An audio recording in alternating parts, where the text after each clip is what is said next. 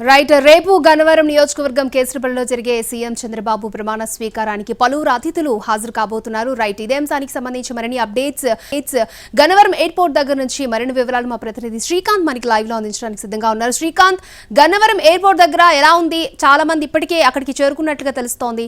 పూర్తి డీటెయిల్స్ ఏంటి? రేపు చంద్రబాబు ప్రమాణ స్వీకార కార్యక్రమానికి వచ్చే అతిథులతో గన్నవరం విమానాశ్రయం అయితే కిటకిటలాడుతున్న పరిస్థితి కూడా ఉంది. కొద్దిసేపటి క్రితమే నారా లోకేష్ భార్య నారా బ్రహ్మని, కుమారుడు దేవాంష్తో పాటుగా నందమూరి బాలకృష్ణ భార్య వసుంధర, అదేవిధంగా ఘట్టమనేని ఆదిశేషగిరిరావు వీళ్ళందరూ కూడా కొద్దిసేపటి క్రితమే రావడం జరిగింది. వీళ్ళందరూ కూడా రేపు జరగబోయే ప్రమాణ స్వీకార కార్యక్రమానికి హాజరు కావడానికి హైదరాబాద్ నుంచి నేరుగా గన్నవరం వచ్చారు. గన్నవరం నుంచి ఉండవల్లి కూడా వెళ్లిన పరిస్థితి కూడా ఉంది. ఇక కొద్దిసేపట్లోనే వేరు వేరు దేశాలకు సంబంధించిన అంబాసిడర్లు కూడా రాబోతున్నారు. దానికి సంబంధించి కూడా ప్రస్తుతం అక్కడ వాహన శ్రేణిని కూడా సిద్ధం చేశారు. విజువల్స్ మనం స్పష్టంగా కూడా చూడొచ్చు. ఏదైతే సింగపూర్, అదేవిధంగా యుఎస్, యూకేకి సంబంధించిన అంబాసిడర్లు కూడా ఈ కార్యక్రమానికి హాజరవుతున్నారని కూడా చెప్పిన నేపథ్యంలో వాళ్ళకి సంబంధించిన వాహనాలు కూడా వాళ్ళని తీసుకువెళ్ళడానికి అయితే ఏర్పాటు చేశారు. ఇక కొద్దిసేపట్లోనే 6:20 మెగాస్టార్ చిరంజీవి, అదేవిధంగా రామ్ చరణ్ మొత్తం ఫ్యామిలీ మొత్తం కూడా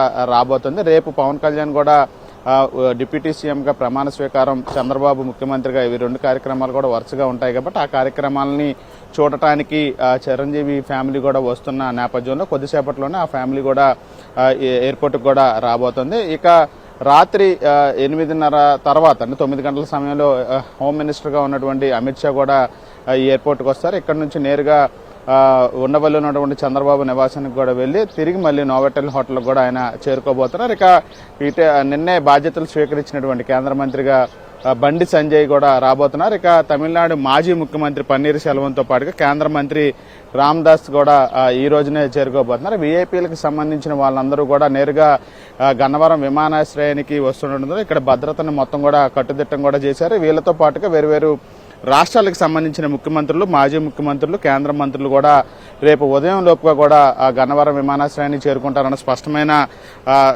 వాళ్ళ షెడ్యూల్ కూడా ఉన్న నేపథ్యంలో మొత్తం గన్నవరం విమానాశ్రయానికి సంబంధించి భద్రత మొత్తాన్ని కూడా అధికారులు కట్టుదిట్టం కూడా చేశారు.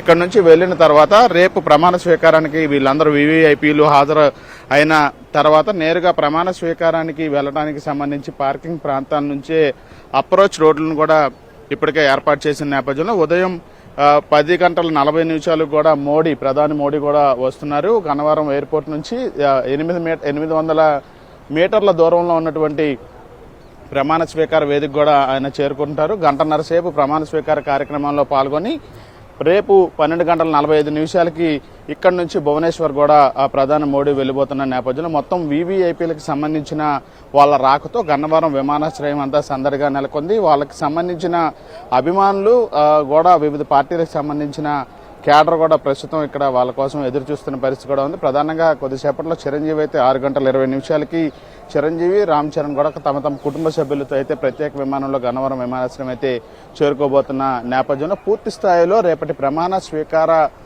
కార్యక్రమానికి ఒకవైపున అక్కడ ప్రమాణ స్వీకార వేదిక దగ్గర ఏర్పాట్లు జరుగుతున్నాయి. మరోవైపు వీవీఐపీలు అందరూ చేరుకుంటున్నటువంటి గన్నవరం విమానాశ్రయంలో కూడా భద్రతని కట్టుదిట్టం చేసి ఇక్కడ నుంచి వాళ్ళ ఎక్కడైతే స్టే చేస్తున్నారో అక్కడ అందరికీ వెళ్ళడానికి సంబంధించి ఏర్పాట్లు సిద్ధమయ్యాయి. ఇక బందోబస్తు కూడా పూర్తి స్థాయిలో ఏర్పాటు చేసిన పరిస్థితి మనకి గన్నవరం, అదేవిధంగా పరిసర ప్రాంతంలోనే ఉన్నటువంటి ప్రమాణ స్వీకార వేదిక దగ్గర కూడా ఉంది.